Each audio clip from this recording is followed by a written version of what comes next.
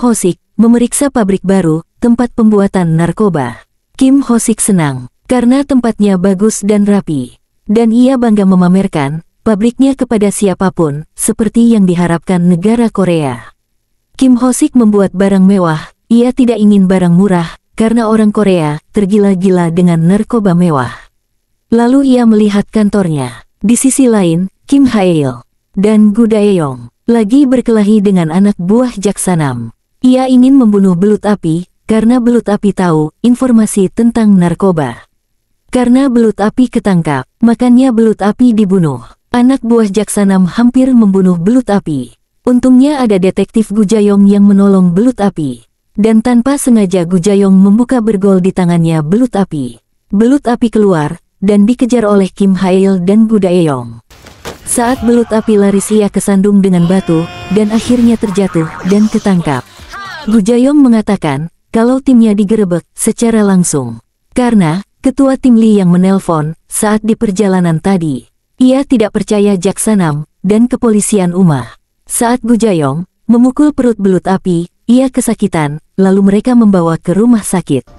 Belut api bilang, ibunya sakit parah, tolong jaga dia. Dan jangan beritahu ibuku, kalau belut api, pengedar narkoba. Jaksanam dapat telepon dari temannya, kalau belut api dan detektif Gu Jayong kabur dengan pastor dan temannya. Kurasa mungkin ia dari Kejaksaan Agung. Jaksanam mengatakan, belut api dan detektif Gu Jayong masuk ke DPO atau buronan. Di sisi lain, Kim Ho-sik menyuruh bos Park dan anak buahnya membunuh belut api begitu ketemu. Untuk postur palsu, dan pria yang tampak kasar kepala itu, cari dan bawa kepadaku. Gu Jayong mendapat kabar kalau timnya ditangkap. Semua narkoba dibesarkan karena kurangnya bukti. Kim Hae-il mengatakan mereka bilang kurang bukti, padahal mereka yang menyingkirkannya. Dokter datang memberi kabar kalau belut api meninggal. Penyebab kematiannya adalah kegagalan beberapa organ karena benturan dan banyak cairan di perutnya. Rumah sakit bekerja sama dengannya. Mereka akan menyimpan jasadnya di kamar mayat dan memastikan keamanannya.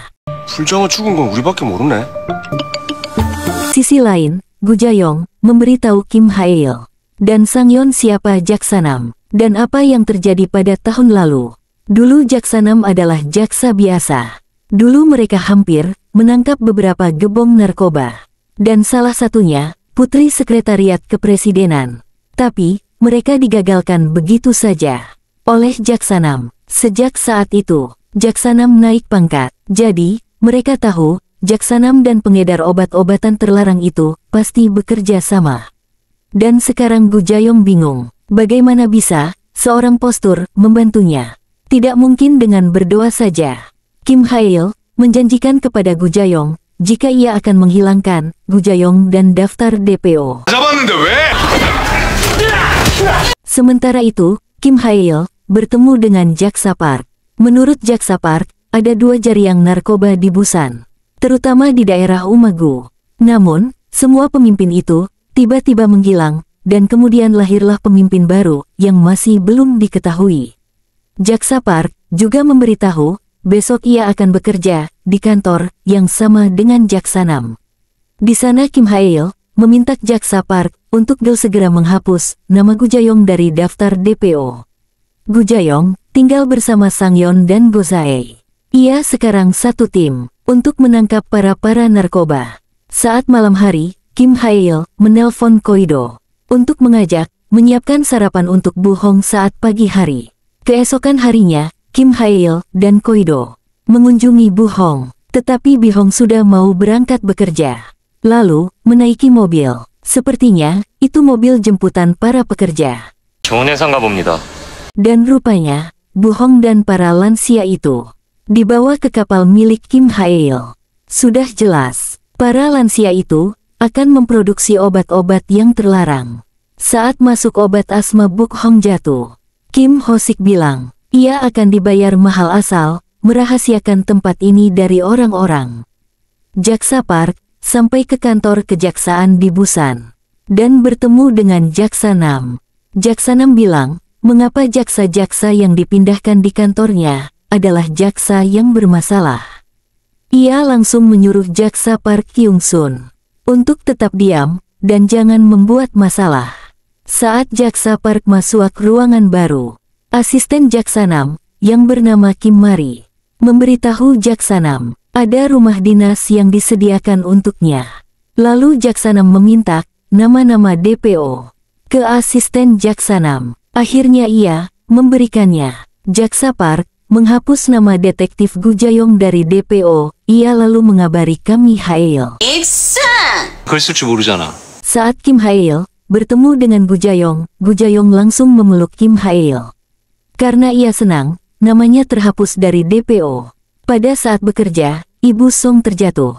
Ini semua karena penyakitnya kambuh. Di sisi lain, anak buah bos Park memaksa membawa orang tua belut api dari panti jompo dengan beralasan ia akan mengurusnya.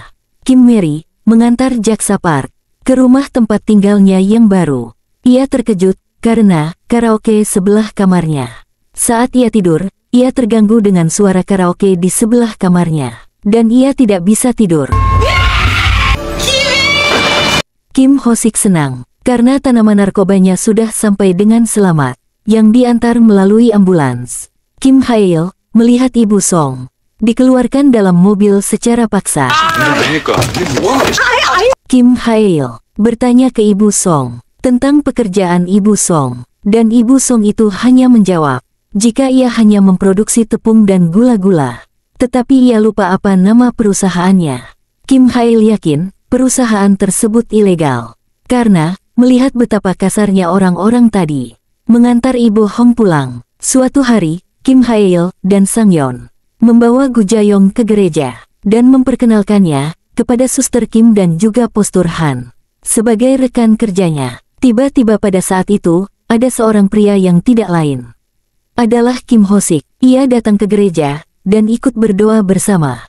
Kim Hae-il merasa curiga dengan pria tersebut, apalagi tiba-tiba pria itu memberikan donasi sebanyak 2 miliar. Kim Hae-il langsung menemui pria tersebut dan langsung berkenalan. Saat Kim Hae-il bertanya, mengapa ia berdonasi sebanyak itu? Jawaban Kim Ho-sik adalah, ia ingin berterima kasih kepada Tuhan dan ingin masuk ke surga. Di sisi lain, Koido mengikuti Ibu Hong dengan sepeda yang dipinjamkannya. Ia memotret di mana tempat Ibu Hong bekerja. Di sisi itu, anak buah Kim Ho-sik langsung menegurnya. Koido beralasan kalau ia tersesat sehabis mengantar paket. Lalu ia pergi. Koido langsung memberitahu Kim Hae-il karena ia mengikuti mobil yang dinaiki Bu Song. Ia menceritakan kalau itu bukan pabrik, melainkan tempat dermaga terbengkalai. Ia menunjukkan jalannya dan melihat ada pria-pria besar yang menjaga pintunya. Kim Hae-il dan timnya merencanakan untuk memancing bos kartel narkoba. Mereka menggunakan Gozai, biar mirip seperti belut api. Lalu Gozai mengirim pesan ke anak buah bos Park jika ia adalah detektif yang banyak hutang akibat sering berjudi. Jadi ia minta uang tembusan sebanyak 10 miliar. Lalu ia akan menyerahkan belut api ke Badan Intelijen Nasional. Beruntung bos Park terpancing. Ia lalu membalas pesan tersebut jika ia akan mengikuti keinginan Gu Jayong dan mereka pun janjian bertemu. Tidak butuh waktu lama, akhirnya mereka bertemu di tempat yang terbengkalai.